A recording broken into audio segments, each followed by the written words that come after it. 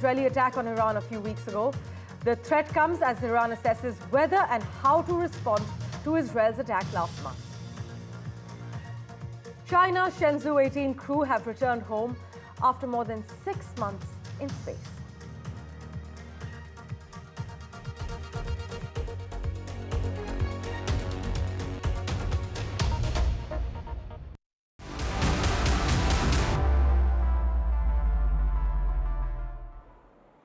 Well, Donald Trump and Kamala Harris are pushing their closing messages as they tour several swing states with around 40 hours to go before America decides its next president. Now, as Trump's campaign works to clear up his remarks about shooting the media, Kamala Harris dodged questions about her vote on a California crime measure. But in the last dash to the election finish line on Tuesday, Kamala Harris's team is cautiously optimistic about her chances of victory in what continues to be an extremely tight race. The polls in America as we speak suggest the race is still exceptionally close and more than 75 million people have already voted.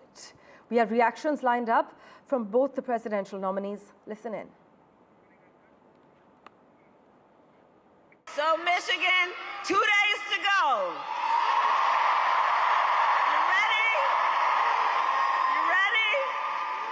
In one of the most consequential elections of our lifetime, and we have momentum. It is on our side. Can you feel it?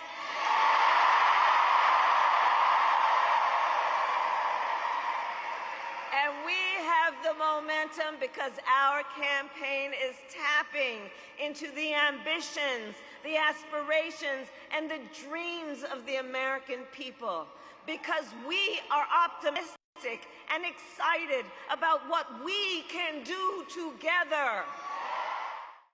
To our great sports fans, and I hope you're having a fantastic time. We're 2 days away from the most important election in the history of our country. We've got to save our country, and it needs saving. It's in very bad shape. The worst economic numbers in generations were just announced 2 days ago. We're losing jobs, we're losing everything, including viability. We're going to end up in a depression based on what's been happening. We've never seen anything like it, at least for the last 40 years. We have to straighten out our country, we have to close our borders, we have to lower our taxes, we have to get rid of inflation, and we're going to do it. Just remember, Kamala and her friends broke it. I'll fix it. Most important election in the history of our country. Go and vote. And my colleague Gauri Trivedi joins us live at the moment from Pennsylvania. She's in Philadelphia, I'm told. Gauri, thanks so much for joining us at the moment. The violence in Butler, Pennsylvania has made this a tumultuous election, as many would argue, unlike any in living memory in the United States. But we hear Trump supporters remain bullish and confident.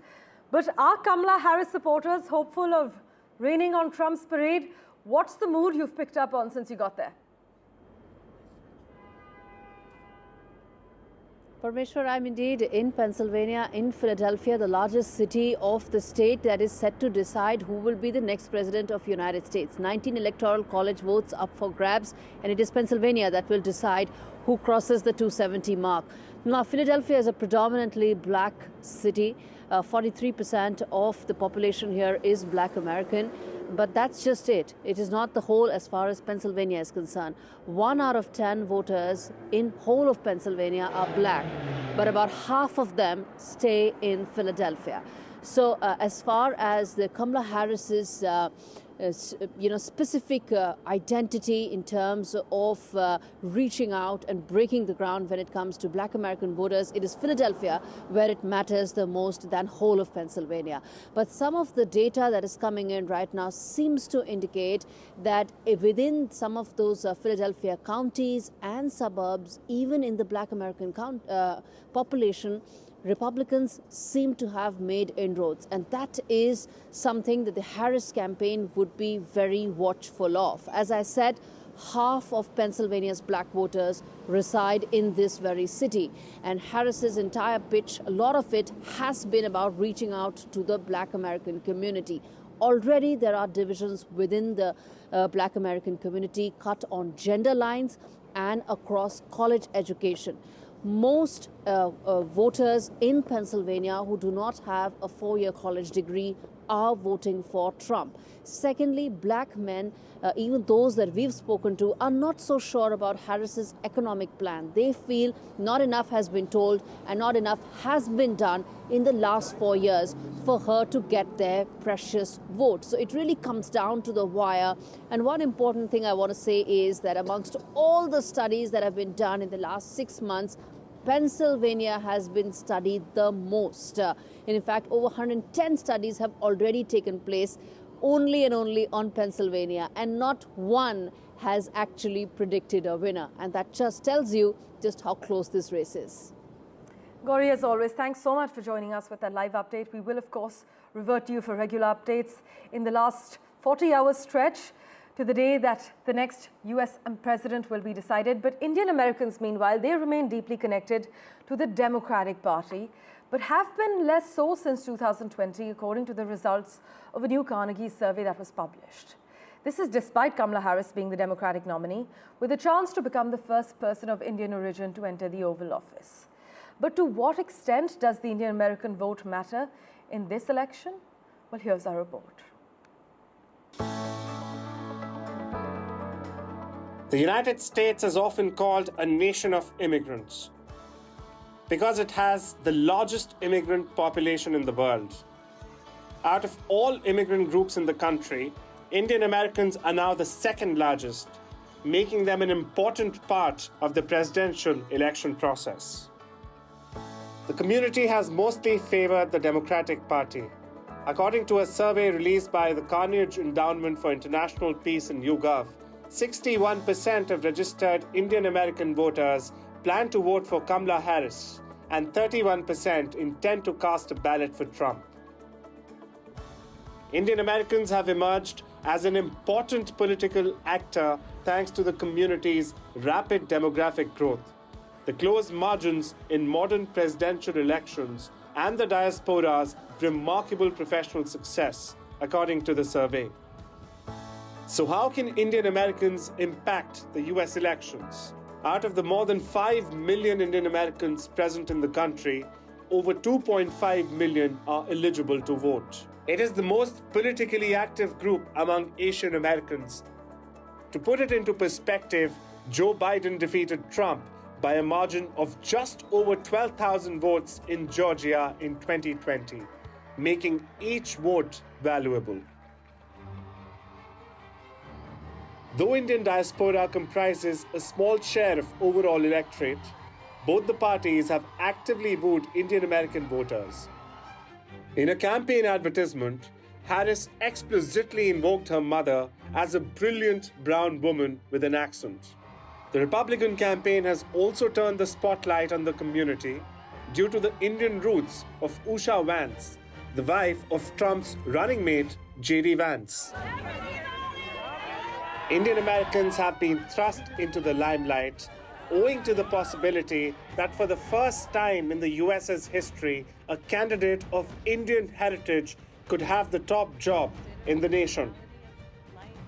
The latest poll also shows a modest drift towards Trump and Republicans.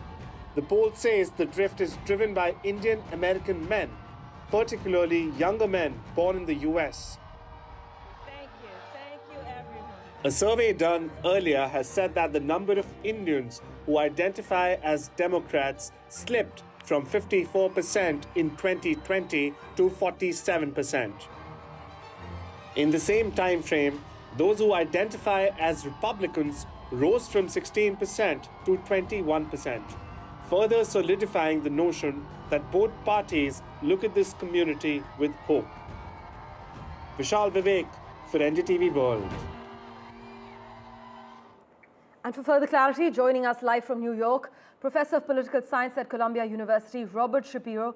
Thank you so much, Mr. Shapiro, for making time for us. Will Tuesday be a very good day for Republicans, courtesy battleground states? Or could Kamala Harris come out on top, sir? What have you been picking up on?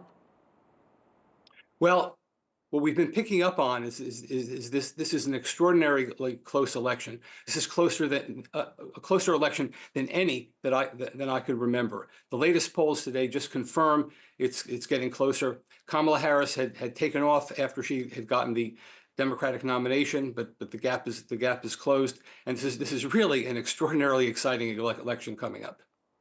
Well, some people around Trump, though, have said in recent weeks that they think that the former president will win 6 of the 7 key battleground states. And some say the South could get a little crazy if Donald Trump is not elected. Do you see any truth to this argument? Well, there's no truth to his expectation that he should win. It really is extraordinarily close. And all of the top analysts and even ordinary people on the street see that this election is very close and that we don't know who the winner is going to be. The thing we do know is that Trump will engage in some kind of election denial if he's not the clear winner. Right, that has been flagged actually by many geopolitical analysts and political watchers. Meanwhile, Senate Democrats' sneaky advantage has been that Senate Democrat campaigns have outspent Republicans with the one currency that both parties value the most, hard dollars. The Senate map favors Republicans, but sir, the Senate money favors Democrats. Aren't these competing dynamics likely to collide on election day? Well, they are. I mean, the fundraising in this campaign has been extraordinary. Kamala Harris's fundraising has been extraordinary, and the Democratic Party has been raising a lot of money to attempt to maintain control of the Senate, which is something that's going to be extraordinarily difficult for them. But they're giving it a good try, and they're giving it a good try by spending money. Well, the latest New York Times Siena poll suggests this race is a nail-biter. Thank you so much, Mr. Shapiro, for joining us. We will, of course, revert to you for regular updates in the last 40-hour stretch to the deciding day. But nearly every swing state sits within the margin of error as per this new poll. And a new poll of Iowa, where Trump won in 2016 and 2020, indicates that Kamala Harris may have taken an unexpected lead there.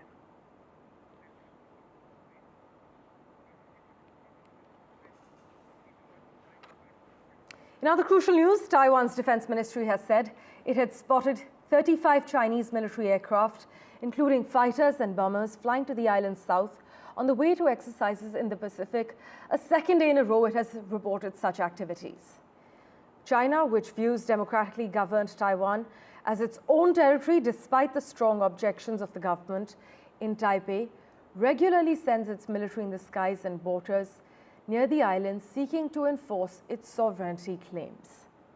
By the way, the United States is bound by law to provide Taiwan with the means to defend itself and its arms sales to Taipei, including a $2 billion missile system announced last month, infuriating Beijing.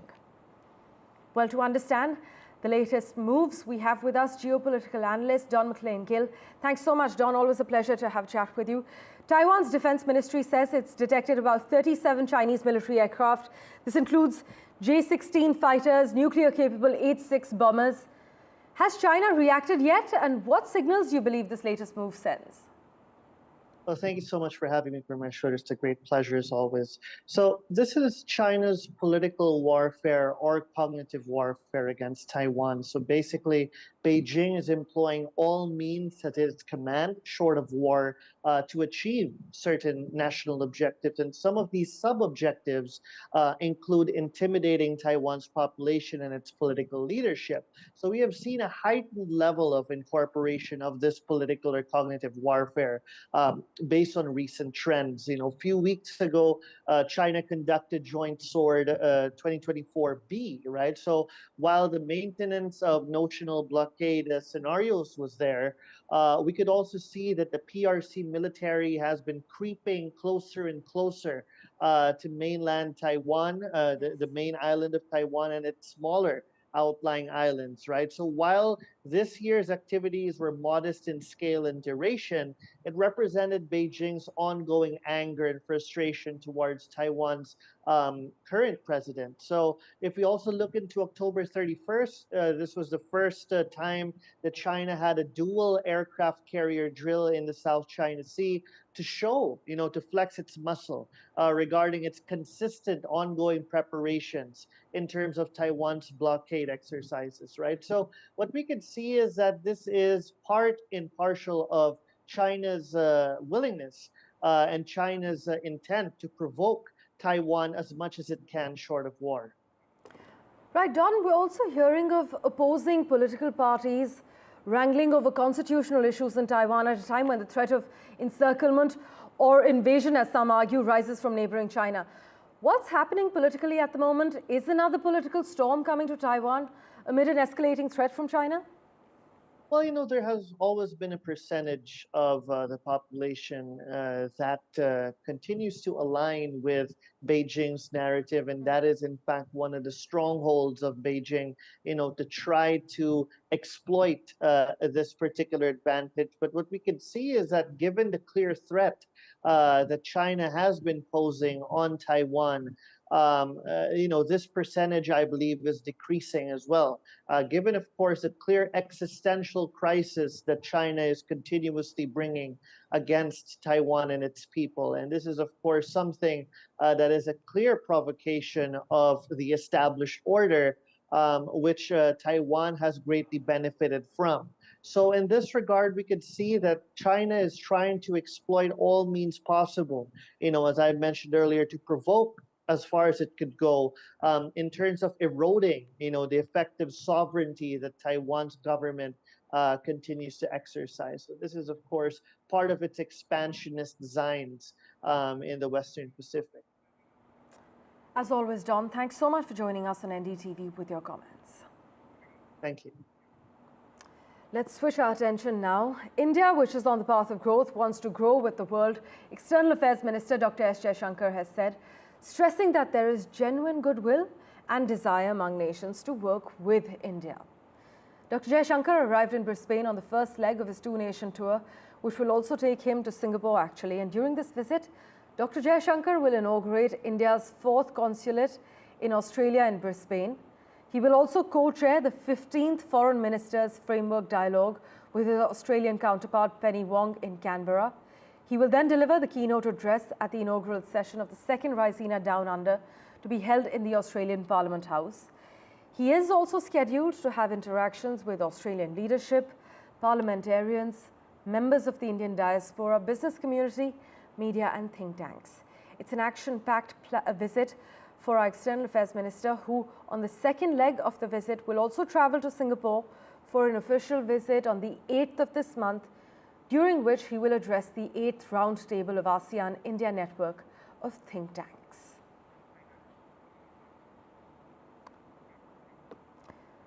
Saying that India and China have made some progress in disengagement, Dr. Jaishankar has said this was a welcome move which opens up the possibility that other steps could happen. His remarks came a day after the government confirmed that verification patrolling has commenced on mutually agreed terms in Demchok and Debsang along the line of actual control in eastern Ladakh. Listen in. The fact is, there are very large number of Chinese troops deployed along the line of actual control who were not there before 2020, and we in turn have counter-deployed. And there are other aspects of the relationship which also got affected during this period. So clearly, we have to see after the disengagement what is the direction we go, but we do think the disengagement is a welcome step. It opens up the possibility that other steps could happen. The expectation after Prime Minister Modi met President Xi was that both the National Security Advisor and myself, we would meet our counterpart. Well, as always, news and updates continue right after this very short break. Don't go anywhere.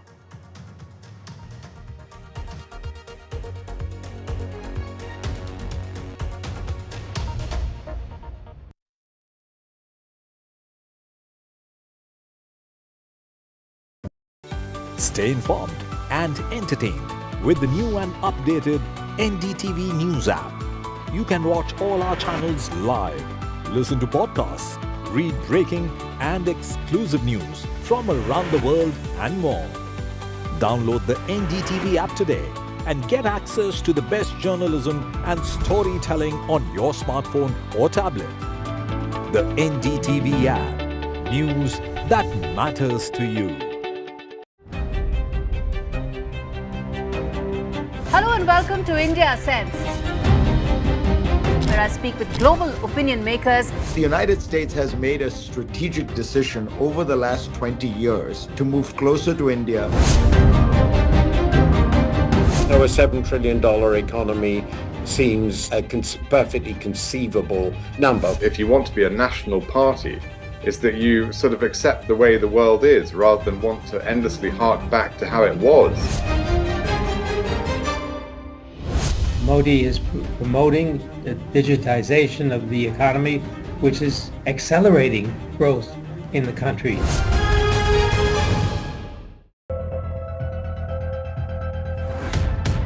We reached an agreement on petroling.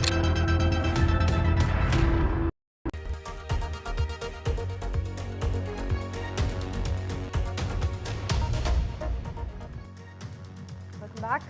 After a group of pro-Khalistanis attacked the Hindu-Canadian devotees inside the Hindu Sabha temple in Brampton, Canadian MP Chandra Arya has condemned the violence and said that under the freedom of expression, extremists are getting a free pass in Canada. In fact, sharing a video of the protesters waving flags at the front entrance of the Hindu Sabha Mandir, Mr. Arya said that he started believing that there is a small grain of truth in some reports that have been covered. Peel Regional Police, meanwhile, are investigating the incident and said they were aware of the protest taking place in the northeast end of the city.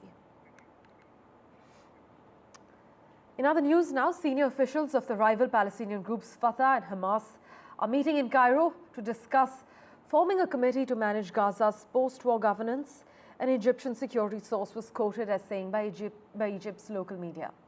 The talks are part of Egypt's broader mediation efforts to broker a ceasefire between Israel and militant group Hamas and to expand humanitarian access to the enclave. Let's get you a quick update as far as Spain is concerned now. Hundreds of people have heckled Spain's King Philippe and Queen Letizia, as well as the Prime Minister and the regional leader of Valencia, throwing mud and shouting "murderers" as the group attempted an official visit to one of the municipalities hardest hit by the deadly floods. The scenes playing out in Paiporta on Sunday laid bare the mounting sense of abandonment among the devastated areas and the lingering anger over why an alert urging residents not to leave home on Tuesday was sent after the floodwaters began surging. Much of the fury appeared to be directed at the elected officials as calls rang out for the resignation of Pedro Sanchez, the country's prime minister.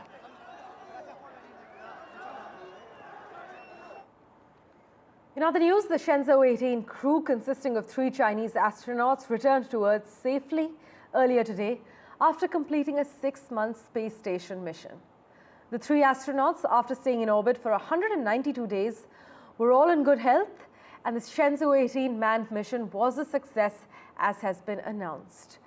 The Shenzhou 18 mission commander, by the way, has become the first Chinese astronaut with an accumulative spaceflight time of more than a year, setting a new record for the longest duration of stay in orbit by a Chinese astronaut. And finally, the armed standoff between India and China on the land dispute may have recently found an amicable solution, but there is a continuous and ancient tectonic tug-of-war between India and China, and here the Indian side is constantly losing land by sliding under the Tibetan. A tectonic struggle not even Prime Minister Modi nor Chinese President Xi Jinping can stop. Pallav Bagla has the lowdown. There is a bigger geotectonic war which is happening uncontrolled. The Indian plate is sliding under the Eurasian plate on a constant basis. Behind me is the very sophisticated GPS station to measure altitude differences and the movement of land created by the Fourth Paradigm Institute of the Council of Scientific and Industrial Research. They have been researching how India is moving under the Tibetan plate. I last came to Hanle 25 years ago. Since then, where I am standing has moved by 85 centimeters northwards. And let's compare it. This is on the Tibetan plate. On the Indian plate, a similar place reading from Bangalore would have moved by 1.37 meters. Because of this tectonic movement, the Himalayas are constantly growing. Where I'm standing, since 25 years, has risen by almost 2.5 centimeters. A land dispute between India and China, but a geotectonic phenomena which cannot be controlled is certainly eating up India bit by bit. But experts tell me India will certainly not disappear even in a very long time. In the cold desert of Ladakh, at Hanle, where India has this sophisticated GPS instrument on top of this hill, with camera person Rohit Vishkarma, Pallav Bagla for NDTV. Thank you for investing your time and watching this edition of The World 24/7. We'll keep tracking the latest updates for you. Do stay tuned.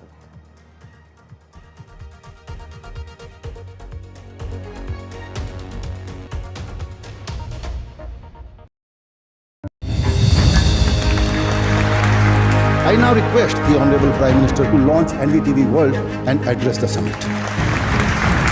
It was the grand launch of NDTV World by Prime Minister Narendra Modi. NDTV World, as he laid out his vision for the India century at the NDTV World Summit. ऐसी सदी जिसमें भारत के प्रयासों से दुनिया में स्थिरता आए, in the presence of those who are shaping our future. मेरी तरफ से आपको ढेर सारी शुभकामनाएं हैं। NDTV World, your new home for global news is here. तालियों के साथ हम स्वागत करेंगे आदरणीय मोदी जी का। छत्रपति शिवाजी महाराज की।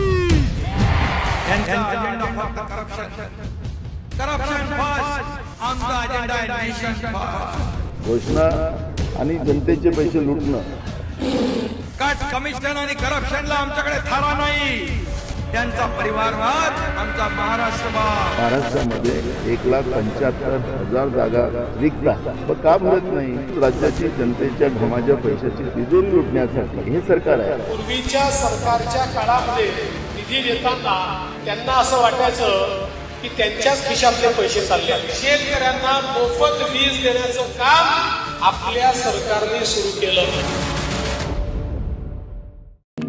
NDTV proudly presents NDTV World Summit 2024, the India Century. I now request the Honorable Prime Minister to launch NDTV World and address the summit. Prime Minister Narendra Modi's inaugural session at the NDTV Summit outlined his vision for the India century, driven by aspirational India. हमारा प्रयास हो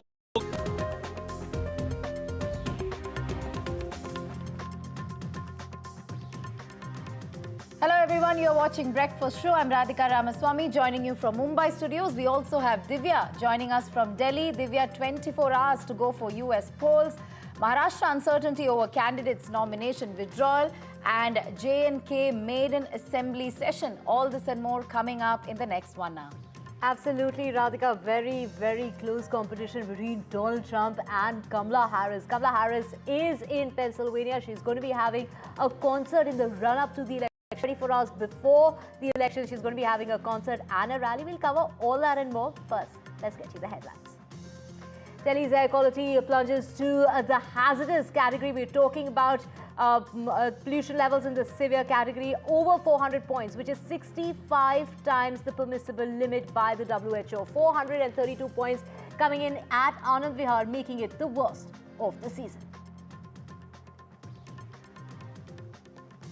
Just a day to go before the final showdown, Donald Trump and Kamala Harris go through several swing states in the last mile of their campaign. Polls suggest the race is still exceptionally close.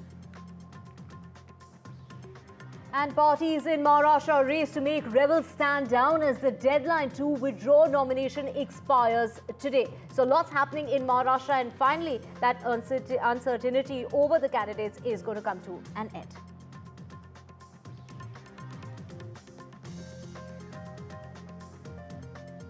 Made in Jammu and Kashmir Union Territory Assembly session today, all eyes on whether Omar Abdullah will push for a resolution seeking full statehood.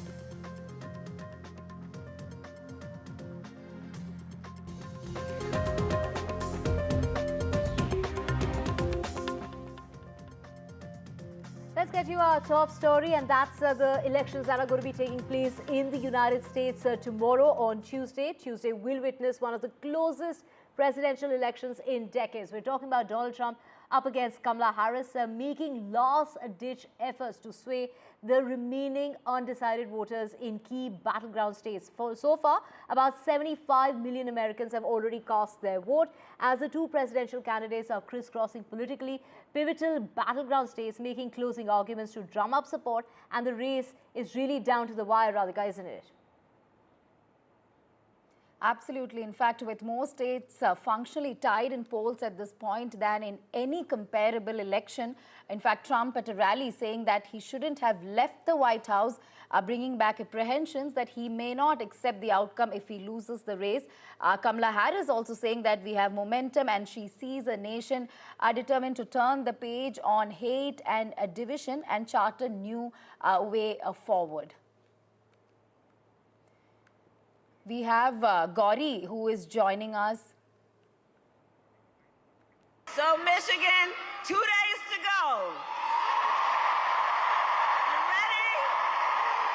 You ready? In one of the most consequential elections of our lifetime, and we have momentum. It is on our side. Can you feel it?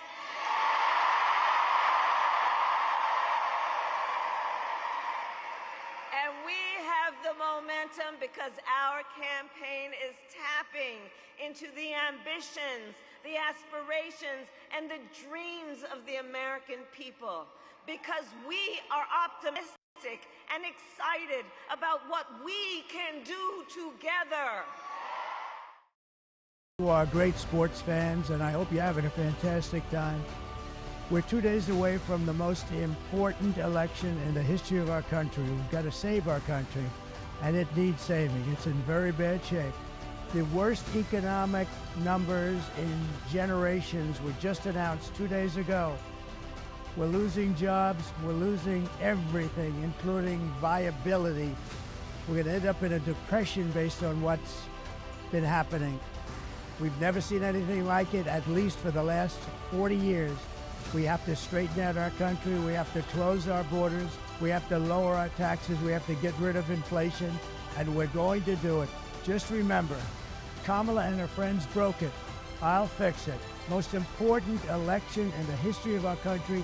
Go and vote.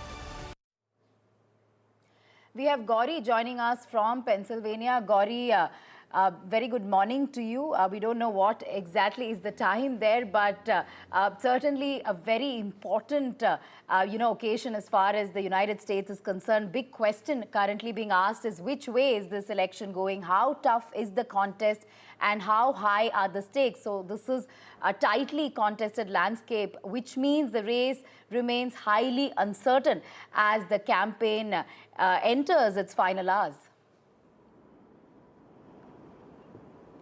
Indeed, it enters pretty much its final hours here in Philadelphia. One would say about 36, 38 hours to go when the elections will be underway. Philadelphia is the largest city in Pennsylvania, which essentially holds the key to who gets to that 270 mark, which is needed to be the next occupant of Oval Office. Both Donald Trump and Kamala Harris are acutely aware of the importance and significance of Pennsylvania, which is why they are making pit stops here. Tomorrow there is a very big rally of Kamala Harris lined up on the eve of the elections, and rumor has it, at least that's what all of people in downtown Philadelphia are saying, that Beyonce could be performing on the eve of the election. Who knows? But Philadelphia is important for its demographics, it's important for its larger messaging for Kamala Harris, and it's also important for which way this election may be headed. And I'll take those one by one. First up, it is a city which has 43% Black American voters. So from Kamala Harris and Democrats' point of view, this city is integral to how she wants her messaging to go out to this particular demographic. But for the Republicans, there's good news that, Philadelphia may be 43% Black American, but Pennsylvania is not. Only 1 out of 10 registered voters in Pennsylvania are actually black, and about half of them sit in Philadelphia, where black men do not have the same voting preferences as African American women, and that where lies the difference. The second important point is that white men who do not have a college degree constitute about 45% of the voting base, and they are voting for the Republicans. Again, by race, by ethnicity, by college education, by gender, you can slice the data as you go along, which is why this state actually has had over 110 studies. Not a single one of them has said who will the winner be. But one thing is for sure, whoever gets to be the president has to have 19 electoral college votes of Pennsylvania in their pocket, and no one knows which way it will go. But the three key issues that matter: immigration, economy, and fracking, something that is very particular to the state of Pennsylvania along with Texas.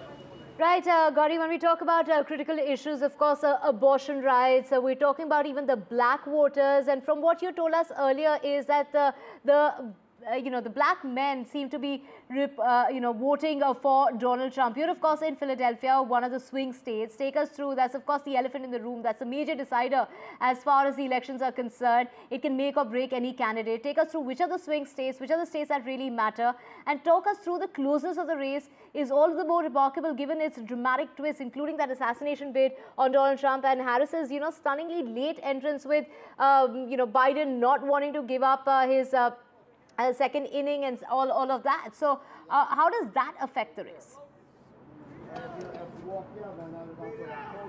A lot of factors in play right now in the elections here. Pennsylvania is one among the 7-8 odd swing states, and right now all of them, at least 3-4 of them, are really in play right now, whether it's Michigan, whether it's Wisconsin, Nevada, all of them, Georgia being very significant, all of them are very much in play. When I say in play, it means no one knows whether it will go the Democrat way or whether it will go the Republican way. And that's essentially what swing states mean. It means that they swing between a Democrat and a Republican without having a clear track record of which way it will go, and which is why they matter the most. These swing states account for about 75% of the resources, the time, the energy that both candidates put into those entire election campaign, because that is where the verdict will actually be. As far as issues are concerned, immigration is very important. As far as the latest Washington Post George Mason University study, 65% of those voters that they reached out to said immigration is a major issue. This is the highest in all of swing states. The second thing that the study said was the abortion issue is another very important one. 75% of those that they spoke to said abortion is a major issue, and this is next to only Nevada. So both these are very critical issues on which this election will happen, one on which the Democrat camp is hopeful that they will be able to get the votes on, which is the abortion of the reproductive rights. Immigration is an issue on which the Republican campaign has essentially put its entire campaign on. Donald Trump's entire election campaign is about illegal immigrants, and something that's finding a resonance here in Pennsylvania. Lastly, fracking. It's an issue that is related to economy as well as the environment, something on which the Democrats feel that they want to favor the environment, but people here on ground say it's about the economy, the livelihoods, their jobs at stake, something that Trump has been saying all along. So remains to be seen which of these issues will resonate most with the voters when they head to polls in about 36 hours from now. All right, thank you, Gauri, for getting us all those details from ground. Of course, we'll keep coming back to you as we inch closer to the D-Day. Of course, several defining issues as far as this election cycle is concerned, Gauri. Thank you for all those details. But let's move on now. In fact, this is once again in connection to the U.S. elections. Of course, we know for a fact that swing states, as you mentioned, is the elephant in the room as far as the major decider of the United States presidential election is concerned. Of course, last mile of campaign, a day to go for final showdown. In fact, NYT spot polls give Harris the lead as far as swing states are concerned, Divya. So with U.S. election race in its final stretch, a latest survey revealing that 6 in 10 Indian Americans are likely to vote for Kamala Harris. Remember that Indian Americans are the second largest immigrant group as far as U.S. is concerned and among the most politically active communities in the country. That's right, Radhika. Interestingly, like Gauri was mentioning, the issues that the voters are basing their votes on includes immigration, abortion rights, reproductive rights. They emerged as a significant issue for Indian Americans this election year, ranking as the second most important policy concern. Now, let's take a look at this report which decodes, the Indian American voter. And also, like, we mentioned that it is the New York Times which has gone on to say that it is a very, very close contest, but it is Kamala Harris that still seems to have that edge over Donald Trump. The United States is often called a nation of immigrants because it has the largest immigrant population in the world. Out of all immigrant groups in the country, Indian Americans are now the second largest, making them an important part of the presidential election process. The community has mostly favored the Democratic Party. According to a survey released by the Carnegie Endowment for International Peace in YouGov, 61% of registered Indian American voters plan to vote for Kamala Harris, and 31% intend to cast a ballot for Trump. Indian Americans have emerged as an important political actor thanks to the community's rapid demographic growth, the close margins in modern presidential elections, and the diaspora's remarkable professional success, according to the survey.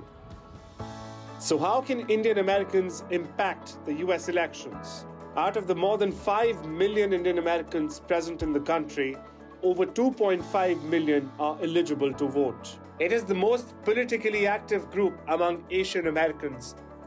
To put it into perspective, Joe Biden defeated Trump by a margin of just over 12,000 votes in Georgia in 2020, making each vote valuable.